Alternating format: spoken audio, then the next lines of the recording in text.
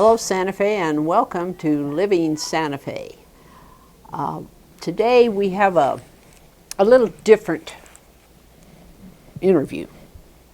We're going back to 1956 through 1959. Do you remember that? I remember those years. Okay. We're the children of the Great Society. That's true. You know, I remember you as a tall kid, scruffy short hair, and a camera around your back all the time. Yep. And we used to have classes together, chemistry and physics, and you were one of the brains, so I think I sat next to you a couple of times. You and a couple others, Dan Brennan and some of those people. Herb Ely? Herb Ely, yes, he's wonderful. Fine man. Great, great guy. And we had Santa Fe High School downtown. Downtown. I could drive by there and tell people what it was like. Seth Hall, which people forgot. Seth Hall, yeah. Which it was so thin you could see through the walls. And loud. That's right. But it had great acoustics. We used to do band concerts in there. That's right. And speaking of bands, yep. You were in the famous band. I was a tuba player. Mm-hmm. Yes. Went to Soldiers Field in Chicago in 1958, I believe. That's right. Mm-hmm. That's right. And it was the first time most of us had ever been out of the state.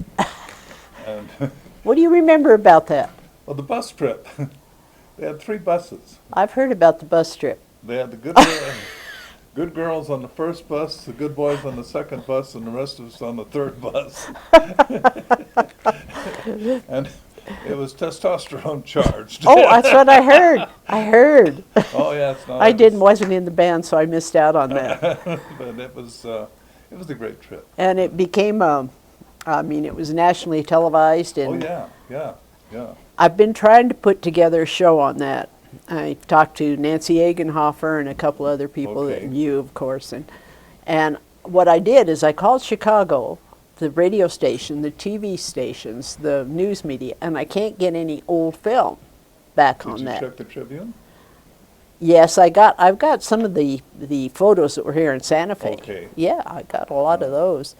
And you were a photographer, and you don't have the photos. No, I have lost as many as I've taken. Never been the most organized human being on the planet. Well, but I keep thinking I'm going to find them one of these days. Well, I hope you do. If you do, we'll do the show. Stevenson down in. I got to check with Stevenson. Check with him because he's got a bunch of them. I will. He's got a pretty good collection. That's a good idea. Maybe I hadn't checked with him yet. He's got a good collection of pictures of old Santa Fe. Yeah. As well. If you can get him up here, he'd be a fun. That's what I ought to get him, because he's one of these people. He calls everybody and tells them who died and who's living and who's doing this and who's doing that. He does keep track of. Yeah, that's great. Our gang. Steve, 60 years later. Steve Norhup, here in Santa Fe. You came back in the 1990s. Yep. Actually, I came back before that. I came back in 1975. 76, and built a house here. I was still working at the time. I had a great boss that knew that I needed to be around mountains. You were with Time Magazine. Yep, and I had a wonderful, 2 great bosses, John Dorniak and Arnold Drapkin, who really took care of their photographers. I mean, if you were a photographer for those guys in those days and did your job well, you could get away with murder. I mean, they really took awful good care of us. And they would batch so I could work and build my house, and go back and then go back and work. Yeah. How did you develop this interest in photography? When? How old were you? Oh, a little kid. My folks gave me a camera. And, I remember making a picture of a couple of my friends, I think Herb Ely and I don't know who else, down by the old Federal Building. And I went to there was a camera club at the Church of the Holy Faith and down the basement. And so I went down and learned how to develop film. And I developed that first roll of film and I held it up to the light and I realized I'd made time stop. I had frozen an instant in time that was immutable. It was Yeah. going to be there. It was going to be there And so forever. something really hit. And my early interest in photography was the chemistry and physics of it, how shutters worked, how lenses worked, how developer worked, how film worked. And I experimented, made my own films. I didn't get into the real picture-taking end of it for a while. It was mainly just sort of a scientific interest, but I loved making pictures of things. That's great. And so that was, You also, as I remember, you worked while we were in school at the New Mexican. You were taking pictures of the sports yeah, games. yeah, And, yeah. And Tony Hillerman was my first editor. Tony Hillerman, yes, he was there. Well, it was a great gang. Uh-huh. Tony was there. Dan, I can't remember his last name, was a wonderful reporter. Neil Addington was our little investigative reporter, and they tore up the state. It was when McKinney was off being ambassador to Switzerland, and right. so he wasn't paying attention very much, and the paper just went nuts. And you'd walk through the plaza. It was a PM paper in those days, and you'd walk through the plaza, and you'd hear 30 people say, "Jesus, did you see what the New Mexican said last night?" Well, and then they had the society editors in there. And Clark. And Clark, Granny. yes, absolutely. Yes. No, it was fun times. Yeah. It was. I just loved it. I mean, it was a world unto its own, and so I was called hooked. it the mitote page, you know, with Yes. Ann Clark. She knew everything that was going on in Santa Fe, you know. By far, yes. And we had, what, 2 radio stations, I think, Yeah. at that time? KTRC and KBSF. KBSF, yeah. Yep, and one was right across the way, the plaza there, Yeah. the Radio Plaza. No, it was. Those were great days. Later life now. All right. Let's go ahead a little bit. You worked for UPI, United Press International. Yep. How'd you get that job? Other than you're just good at what you Well, do. no, I got really lucky. When I was working for the New Mexican, UPI put a picture transmitter in our office. And if you sent them a picture and they took it, you got $10. Well, those days, $10 was a lot of money. $10, yeah. And I helped out the family. And I was out there with my little kid. If anything happened, I'd make a picture of it. If anything didn't happen, it snowed, whatever, and I'd go out and I'd put a picture on the wire. And the picture network in those days was a telephone network. Yes. And it was called the Lease Line. And there were splits. There were regionals 4 or 5 times a day. It would divide into smaller networks. And when that did, regional pictures would be run. So I'd call up Dallas and I'd say, "Dallas, I've got this picture." And they'd say, "Okay, send it." And after a while, they realized I kind of knew what I was doing. And I formed a relationship with the wire service. And I was out in San Francisco going to school and working part-time for UPI. And the bureau chief came to me and said, "Listen, we got a full-time job." And I decided, screw it, I'm going to learn more in the wire service than I'm learning in college. And so I dropped out and went to work for UPI full-time and never looked back. I was in the San Francisco, Miami, and the Saigon Bureau, spent 2 years covering the Vietnam War for them. That's right. You were in Vietnam, weren't you? Yeah, and What was that experience like? life-changing in the short. I mean, somebody said, my bureau chief over there said Vietnam was what we had instead of happy childhoods. It was terrific. I mean, I felt like I was really doing an important job. Oh, it was important. And Tell me some of the pictures you got that I might have seen in the paper. Well, there's a bunch of them. I know. You had more than I can count. There's some favorites of.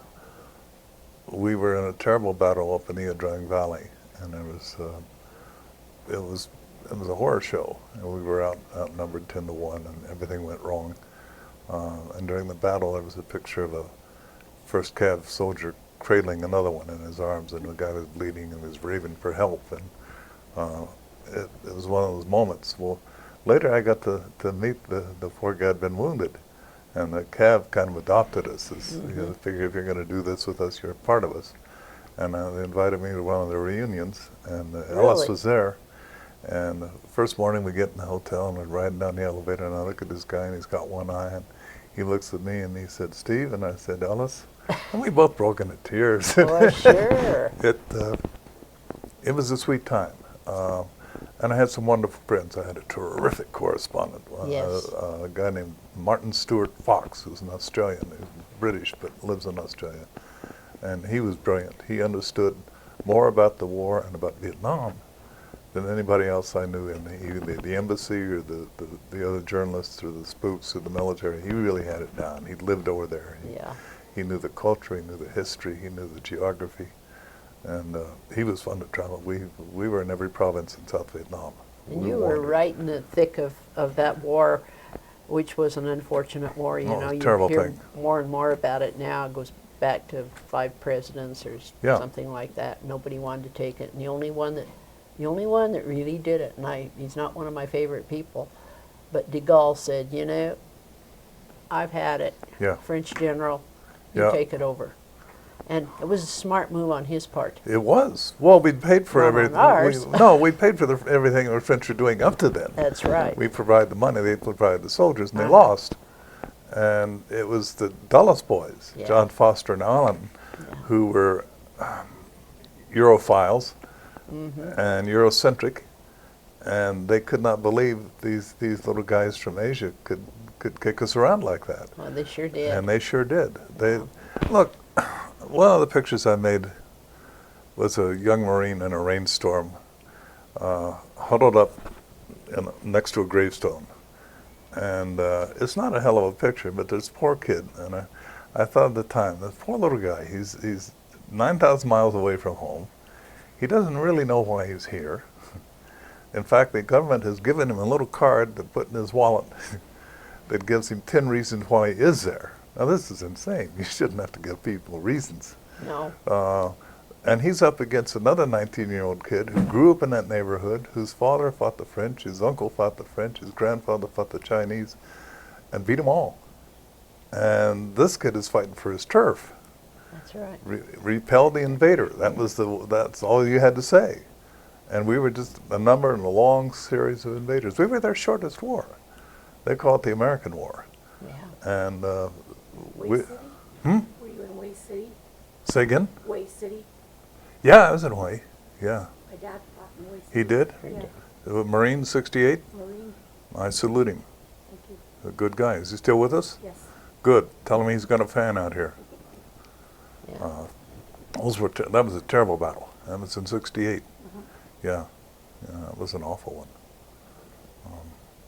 There was some great coverage on that battle done. I was wondering if you were there was some photos that were taken of him. No, I was home by then, but there was a great CBS correspondent named John Lawrence who did remarkable reporting, and he had a fantastic cameraman, a guy named Keith Kay, and their work was riveting. I mean, it made your hair stand on end. And they're both still alive. Jack lives outside of London, down in Kent, and Keith is an old cowboy living in Wimberley, Texas, and just a great guy. Yeah. But they had, you know, in our class alone, you remember Kurt Lobeck? Yes. He was another fellow. Now, he went into the Taliban in Afghanistan. Yeah. And he wrote a book, and he lived with them. Yeah. Kurt and I got to be pretty good friends. He, you know, after he became state representative and everything. Right. And he had a heck of a time over there. But he got to know those people. He could communicate. Well, with that's them, what it takes. And he was with CBS Yep. at that time. Yep.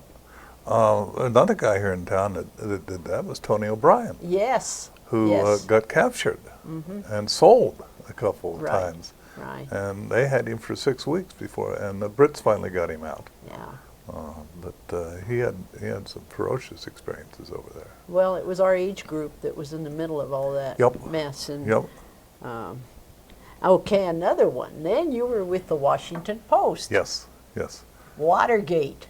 Well, when Watergate hit, I'd gone over to the Time. So You went over to Time magazine? Yeah. Well, what was Watergate?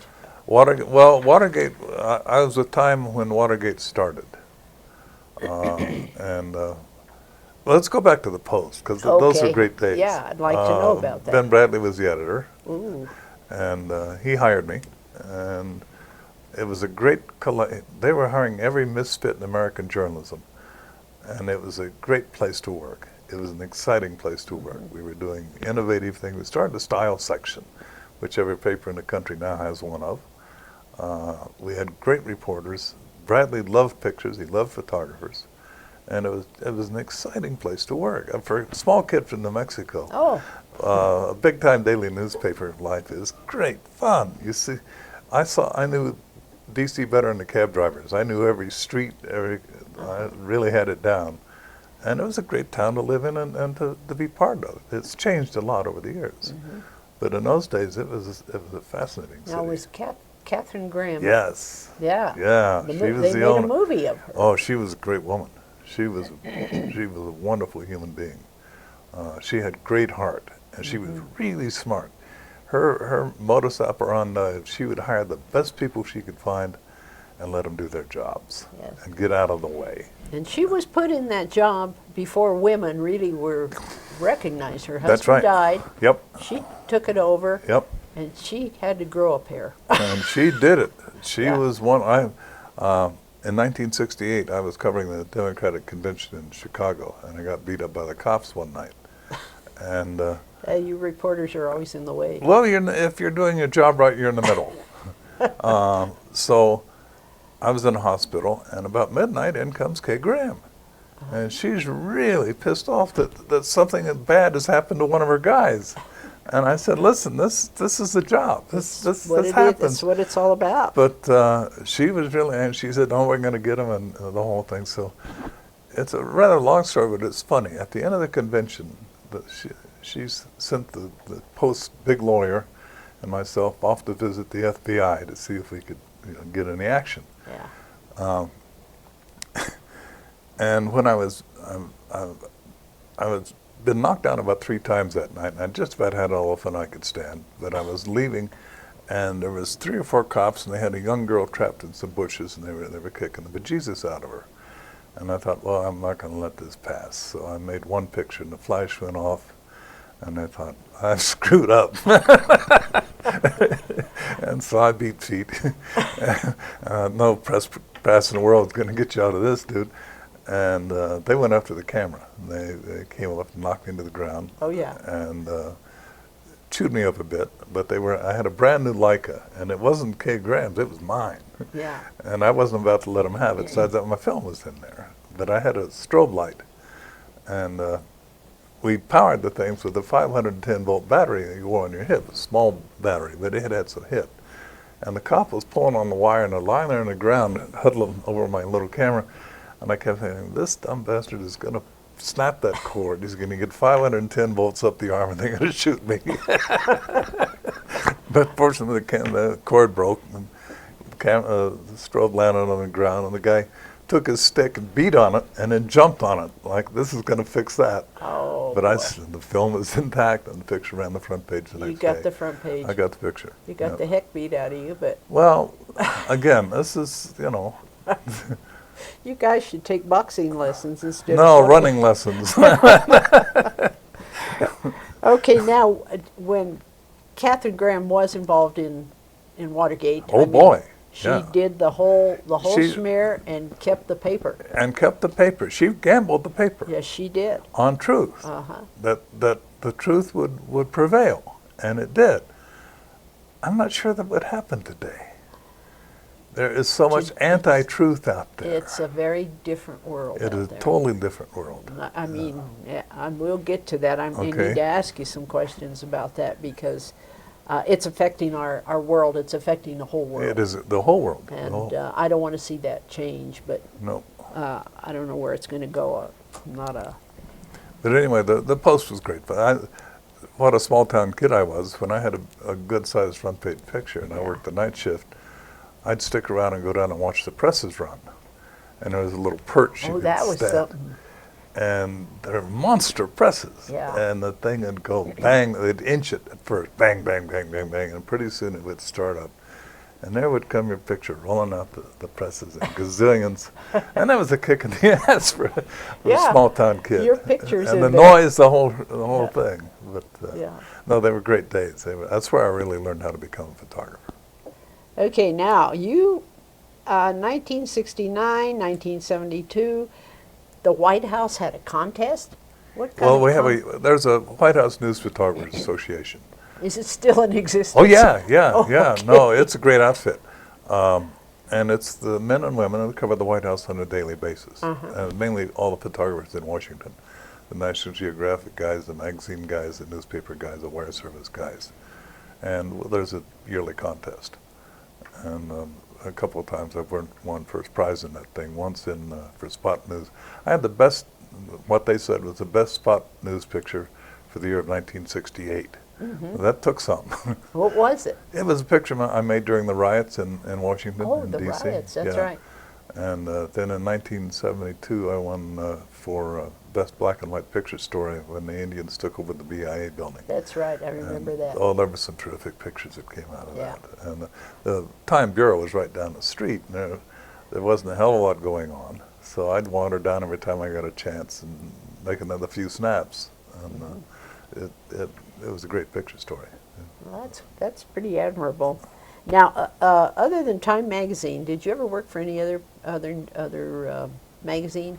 I Or did did you freelance work for the Geographic. I've done some stuff for National them. Geographic? Yeah. Yeah. When you worked for Time, you worked throughout the company. So I did a lot of work for People, a lot of work for Life.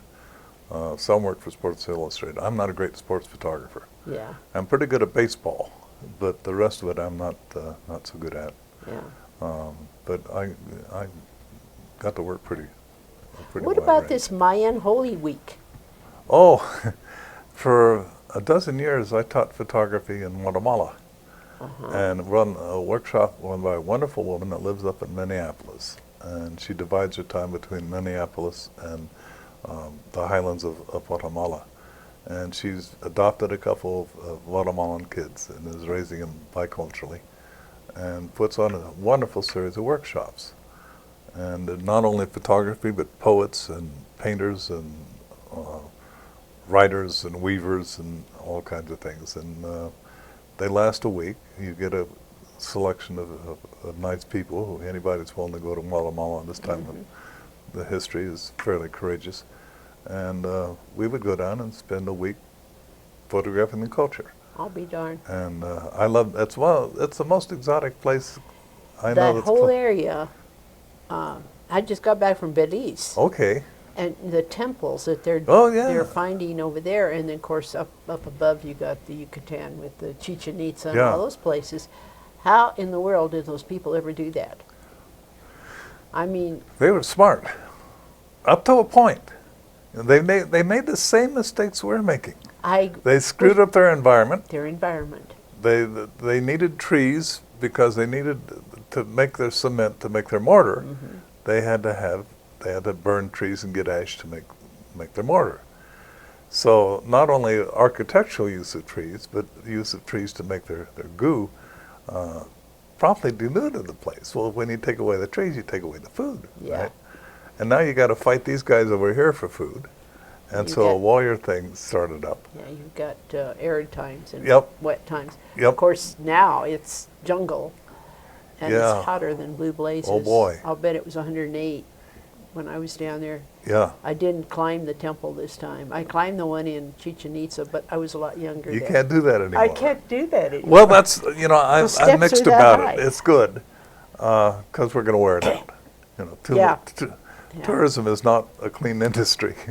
But And- boy, the one of the temples that I was at, we were visiting with one of the young girls. It was kind of like kind of like a tour guide. Her grandfather was the one that found the jade head Wow. in that temple. Right? And I asked her, I said, "Do you still have it?" And she said, "Well, he gave it back and put it in the museum." Yeah. So Yeah. I think the museum is in Mexico Mexico City. Mexico Yeah. City. That's the best museum in the world. Ah, If you ever get to Mexico City, all the museum people that work in museums have a game. If you had to spend the rest of your life in one museum, which would it be? That one comes out on the top of almost everybody's yeah. list. It's Mexico has a lot to Oh, offer. boy, it does. We are so lucky to have them next to us. You bet. That is a They've- great nation down there. They've got everything. Yep. They've got copper, gold, silver, oil. Culture. They have a problem with the government and the cartels and Yep. all that. But as a country, Yep. we better treat them nice. You're right. You're right. We're we going to go need them we, one of these days. we go down every year to the Yucatan. We go down to Merida and Oh, yeah. spend a couple weeks and That's go off to a beautiful. little seaside village called Sisal, which used to be a good-sized shipping port, but then they moved that to Progreso. But now it's a little fishing village of maybe 1,400 people, and it's delightful. The people are friendly. The Yeah. food is great. It's Yeah. easy. It's It's a real historical area. It's Yep. beautiful. Okay. Now, transatlantic pipeline. How did you get involved in that? Trans-Alaska. Alaska. Yeah, yeah. Time sent me up there to we were in the middle of an energy crisis, and the pipeline thing went through. And my boss said, go up and do whatever you need to do. So I was up there for 13 weeks. And we were in all of Alaska. The story changed from just a pipeline thing to a look at the whole state. And there were 2 correspondents and myself, and we just wandered. And we traveled by float plane and dog sled and helicopter, and it was a boy's dream. If you wake up in the morning and realize you're in Alaska, and it's a kick in the ass. And it was cold. I was working in minus 40-degree temperatures. And that's tough on film and on cameras. You really have to be you have to know what you're doing there. Yeah. And it was a great assignment. Is there another thing that you did that you might find that Santa Fe might be interested in? Gee, I don't know. I know you've done a lot of publications in Santa Fe. You've done here's one here. Yes. Well, Tell me about this one. The Treasures Catalog has been put out for about 23 years by a wonderful guy named Doug Spetnica, and it was originally under the Office of Cultural Affairs, but idiot Governor Martinez canceled it, trying to save money. And so Doug went off and found the UNM Press, and they're putting it out. Our Museum in New Mexico Press, and they're putting it out now. And these are all your photos? No, I just have one. He has a whole gang of photographers all around the state, Oh my gosh. and we all contribute. How nice. And all we get in return is, we used to get $100, but now the state didn't have any money, so now we just get a bunch of copies of the calendar. But I recommend people buy it. It's this great Christmas present. There's a new one coming out this month for 2020. Yeah. And it's a good thing to do. Recently, you have been nominated, or you are now a living Santa Fe treasure. That's a great honor. Yes, it I is. spent 14 years photographing for them. Well, you did. Yeah. Their first photographer was a wonderful woman who sadly was stricken with cancer. And Mary Lou Cook asked if I would come and take over. And so I did that for about 14 years. Yeah. And loved it. It was an education in its own, getting to meet these wonderful people. Oh yeah, it's like this TV show. Yeah. You know, people, they say, why do you do that? You know, and I said, because I meet so many wonderful people. Yeah. And it's just a small station, Right. but we get a lot of really great people on this show. That's right. And so I can imagine what you've done with photography. Well, that was a great honor. I mean, they were wonderful people. A bunch of them stick in mind. That just, you're never gonna. They'll be there forever in your head. You'll be immortal. Well, I'm not, but What do you plan for the future? trying to stay I know- alive. Yeah, but you did a lot of teaching. You Yeah, taught. I love to teach. You taught photographic. I taught here at Santa Fe workshops for Yeah. a dozen years. I've had a number of young photographers that I've mentored over the years. One is a Santa Fe kid, Jose Lopez, who was a stellar photographer for the New York Times for a bunch of years. Really? In the Washington Bureau, and then he decided to go off and be an editor, and he's a great editor. He's now retired, but his parents ran the Spanish Baptist Mission, which is where the George O'Keeffe Museum is now. Yes, that's right. And his dad was a preacher there, and that's where I photographed my first wedding. And it was I think it was Jose's older brother or sister, and they paid me $25 to photograph the wedding, and I spent it on a crock pot, not a crock pot, a pressure cooker for my mom. Oh, I'll be done. But every time I drive by the museum, I see the church rather than Your father and mom, what did they do? Dad came here with the Department of Agriculture. He was the minister for Farmers Home Administration. Uh-huh. And he kept a lot of poor New Mexico farmers in their houses. And he got them electricity, he got them water. He made changes in a bunch of lives. Yeah. And Mom worked at the newspaper. She was in the classified ad section. Uh-huh. And in the spare time, she and a couple other ladies were sewing up really nice-looking fiesta skirts. Oh, yeah. And dyeing the material, and it was, God, they worked hard. I mean, That was a big deal back then. well, Santa Fe's always been a hard town to make a living in. Yes, it is. And, you know, when people said what was it like, and I said, well, it was a lot more homogeneous. We were all poor. And there was much more intermixing of the Indian and the Spanish and gringos than there is today. Oh, yeah. And you know, I asked my dad what it was like out here during the Depression, and he said, "Oh shit!" He said, "We've been so depressed for so long, nobody even looked up." Yeah, In fact, things got a lot better for the artists because of the arts programs and the wonderful series of books that the government. We documented our own failure yeah. during the Depression, which took a lot of courage for. Well, they had a lot of the WPA here and CC. Oh, sure. CC camps and yep, all that. Yep. Yeah. I wish we'd have them back. There was need for It's them. a good idea. It's a good idea. I don't know why nobody's thought about that. I think that was a wonderful I've program. always believed that you owe your country something. You owe them some time and your energy. And I think after high school, you ought to give your country 2 years. And I don't care whether you go in the military, whatever you do, but you owe us 2 years. And at the end of if you want a job in a hospital, we'll get you a job in a hospital. If you think you want to be a doctor. Absolutely. But after 2 years, you're going to have some money set aside. We're going to pay you some more. And you're more mature and ready to go on and decide what you want to do next. You grow up a little bit. A bunch. You know, it would have been good for me. Sure. Probably sure. all of us. We could have done something, you know. Yep. We're, God, 16, 17 years old. You're just... Oh, it's all chemistry. You know, yeah, that's what it is. That's what it's all about. Okay, I wanted to get into a little bit of this, what we talked about earlier. All right. All right, today we have the internet.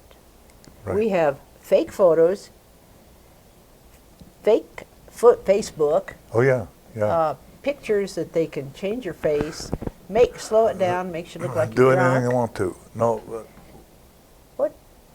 we've lost something really dear. We used to believe in photographs. You saw a photograph and you realized chances were it was real. That's no longer true. No. Photoshop killed photography. It makes it easier you can do anything now. You can change voices, and we're seeing the effects of it. This thing that they put out on Biden and this thing that they put on Nancy Pelosi. Nancy Pelosi. That was heavily doctored, Mm-hmm. and accepted as truth. People do. And People don't read. They don't see it. we're not smart enough. I'm sorry, there's just too much out there. We're fighting and swimming against too strong a tide of bullshit. And I don't know how you solve that, but we're not equipped to deal with this. I'm still in contact with my old Vietnam correspondent, Martin, and we write back and forth. I wrote him last week and I said, the world is coming down to a photo finish, F-O-T-O, fear of the other. Yeah, that's right. And that's our main driving thing right now. And it's that in combination with the internet, which gives the ability to spread lies instantly everywhere, and there's bells you cannot unring. Plus, we have not seen yet refugees caused by climatic crisis. It's here. It's coming, and it will happen. But at a time when we're going to have more refugees from more parts of the world in deeper trouble, we're also building higher fences, or trying to build higher fences, and then sealing ourselves off, and that's not going to work. I'm not very optimistic about. I'm glad I'm not a 6-year-old kid because I think it's Yeah, going I'm to glad be. I was born in the Yeah, the wonderful time. it's going to be a nasty place to live. I'm quite concerned about that, and I don't see any. Well, you're seeing right now people running from their countries, trying to find refuge in other countries. The other countries are going against it. Food shortages. Yep. We have climate changes. And those are just about Animal to settle. changes. Sure, everything is changing at a rapid, and we are not equipped to deal with it. I see it here. I see the animals living right here with us in Santa Fe. Sure, The sure. city beautiful. Yeah. And people are okay with it, but it'll get to the point where animals are going to start dying because they can't live in certain climates. That's right. Well, when the human species goes, there's going to be a whole lot of critters really happy to say goodbye. Well, you know, for a species like ours, the human species, Right. we've done a lot in this world. Beautiful. Sure. Look at Leonardo da Vinci, Yeah. Michelangelo. We have beautiful art. We have beautiful music. We beautiful have some great music, thought. Yes. Brilliant people. Yep. Einstein. We have an atomic bomb, which I'm not so sure that's good, but No. it stopped a war. But anyhow, we've got all this stuff, and yet we're going nowhere. I And think you we're too see busy. it. You've probably yeah, seen we're it. too busy fighting each other. We're fighting for scraps. Larry McMurtry once wrote that Texas ain't never going to be civilized till the oil runs dry. And that may be true on a planetary scale. Yeah. But everybody's grappling and trying to get that extra little bit. And we're not working together. We're not working together. And we've lost faith. There's not a single institution which has not suffered a loss of faith. I mean, the Catholic Church is down 50%. So, you know, that's not trusted. We don't trust our government particularly. No. There's a terrible lack of trust. Where do you put your faith in this society, in this world? You know, I was raised Catholic, and I respect the religion, but what has happened in the Catholic Church has really Well, got to my heart. It should. It should. Terrible No. crisis. And ignoring it and lying about it and sweeping it under the rug. That's right. You know, up at Hema Springs, they were sending I remember. I evil thought it was priests for up there alcoholics, forever. Yeah, they claimed alcoholic priests and Yeah. everything. But then you hear all this, and not only here in this country, but in Europe. I don't know what the answer is. Well, You know, you want to do something. Right now, I feel my hands are tied. I don't know. Well, they're not. Other than interviewing people like you who have been around the world Right. and been out of Santa Fe, I feel my hands are tied. Well, they're not. I mean, you're doing a valuable service here. You're spreading some word. A lot of our problems as a species go back in time. When we were 100,000 years ago, we were a scrawny little, weak critter, easy prey for lots of other bigger critters. That's right. And we had to develop a number of traits that saw us through those times. Aggression, quick to anger, territoriality. All these traits were developed in order to keep us going in times far past. Well, the traits are still in our DNA, but they're useless to us now. In fact, they're causing most of the trouble. This aggression, ease to aggression, territoriality, all these things now are causing us endless troubles. And we've got to figure out a way to make the next step as a species. Evolution is not a straight line. Never has been. It never has been. But somehow we've got to we've got to make a couple steps further. You know, I remember you as a kid. You were always what I thought as a kid, with my simple mind, that you were a pretty straight arrow guy. You were pretty sure of yourself. What have you developed into now? What do you think you are? Who do you think you are? Happily retired. And a hell of a gardener. Gardener. Yes. No, you're different now. You know, you look at things differently. I'm sure. You know. Well, I do. Sure, we're all, captive to our experiences and prejudices and all of those. I don't think I have gotten better, and I've become a better person, I think. I have a wonderful wife. You can't say too much about geezer love. Martha and I got together 11 years ago, and we've known each other since the 70s. But we lost both of our spouses at the same time, or pretty close to. And one phone call led to another, and sympathy became, friendship, and friendship has turned into a wonderful love. Friendship is the best love. You're right. You're right. Yeah. And she's been wonderful. I mean, she's made me a much better person, I think. Do you have any other activities now? I mean, do you ever play golf? Or? No, I'm not an athlete. I've always been on the clumsy side. I played softball here. We were part of the Santa Fe Springs softball team a few years back, and that was great fun. About a third of Santa Fe plays softball. Oh yeah. It's a big thing here, and it's I wonderful. went to the Fuego game, mind you. Oh yes, we went Sunday night. Yes. Yeah. Yeah. That's great baseball. They're pretty good. Well, the thing about baseball, and it doesn't matter the level of which you're watching it, from T-ball all the way up to the bigs. If you're paying attention, sometime during that game, something perfect is going to happen, and some moment of absolute brilliance will occur. And you just have to watch for it. But their chances are the same at the Fuegos than they would be at a Diamondbacks game. That's right. And it's a lot cheaper, and you can take your own chair, and beer's cheap. So what could be bad? Do you still do a lot of photography? Yeah, I do. One of the nicest things that happened to me is the University of Texas has taken my picture collection. And there's a wonderful guy over there, Don Carlton, who's a great man. And he runs the Briscoe Center for American History. And Don always liked photographers, and especially news photographers. And we were ignored. I mean, our work was transitory. The guy that taught me how to work in Washington said, "Kid, you got to remember, it's the front page today, the bird cage tomorrow. That's right. You're good for a day." Well, nobody was keeping this stuff, and it was being lost and destroyed.